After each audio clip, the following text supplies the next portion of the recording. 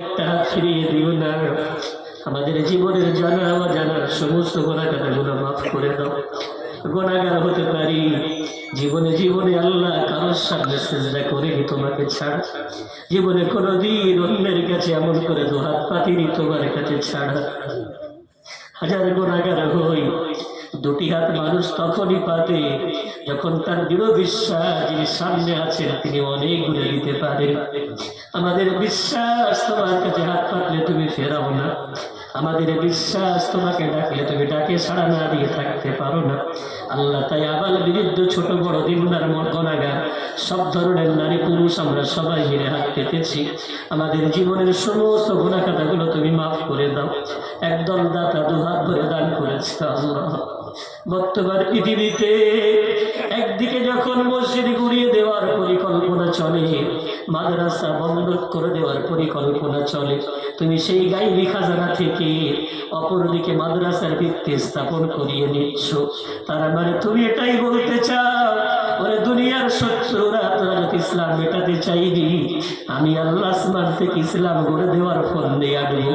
আমাকারু আমাকার আল্লাহ, তোদের ফন্দি যেখানে শেষ হবে আমার ফন্দি সেখান থেকে শুরু হবে। ও মাবুদ মাওলা, এই ছোট্ট মাদ্রাসার ভিড় দেখে গেলাম, অতি দ্রুত যেন আল্লাহ মাদ্রাসার উপরে ছাদ পড়ে যায়। আল্লাহ কিছু সহৃদয় মানুষ পাশে দাঁড় করিয়ে দাও আল্লাহ। আলেম ওলামা ইমাম মুয়াজ্জিন আল্লাহ কমিটি তাকাঙ্ক্ষী গ্রামবাসী সকলকে আল্লাহ তুমি কবুল করে নাও। যারা দিলেন কবুল করো, যারা দিতে পারলেন না দেওয়ার মতো হিম্মত দাও আল্লাহ। খাস করে দোয়া চাই, আমরা ইসলাম হারিয়ে ফেলেছি আল্লাহ, তোমার সঙ্গে বড় খারাপ সম্পর্ক করে ফেলেছি। আমাদের গুনাহ খাতাগুলো মাফ করে দিয়ে তোমার সঙ্গে সম্পর্ক বহাল করার মতো হিম্মত ইমানি ক্ষমতা আমাদেরকে দাও। সকলকে পাঁচ ওয়াক্ত নামাজি বানিয়ে দাও। অসৎ পথ থেকে আমাদেরকে সঠিক পথে এনে দাও।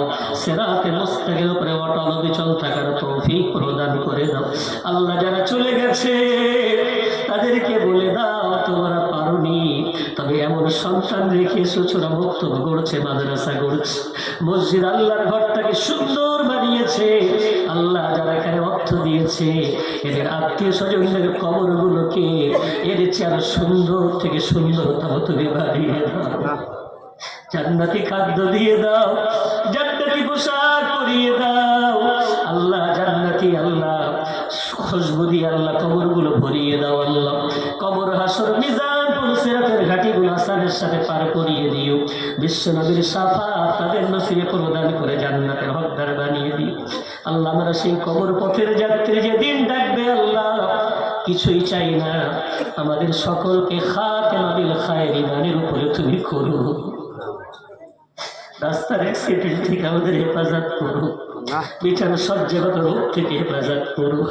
হাঁটুতে বল থাকতে থাকতে তোমাকে ডাকতে ডাকতে ইমানি কালেমা বারবার পড়তে পড়তে কালিমাই শাহাদাত বারবার উঠতে উঠতে ইন্তেকালটা নসিব করো আল্লাহ। আর যেন কোনো বাবরি মসজিদ ধ্বংস হতে দেখতে না হয় আল্লাহ। ফিলিস্তিনের ভাই বোনদের তুমি হেফাজত করো, পৃথিবীর মাসাজিদ মাদারিস মাকাতিব খানকা ঈদগাহগুলো তুমি হেফাজত করো, মুসলমানদের ধর্মস্থানগুলো তুমি হেফাজত করো আল্লাহ। যেগুলো আমাদের আয়ত্তের মধ্যে আল্লাহ সেগুলো আমাদের করে তোলার মতো আমাদের ইমানি ক্ষমতা ইমানি পারমতা প্রদান করে দাও।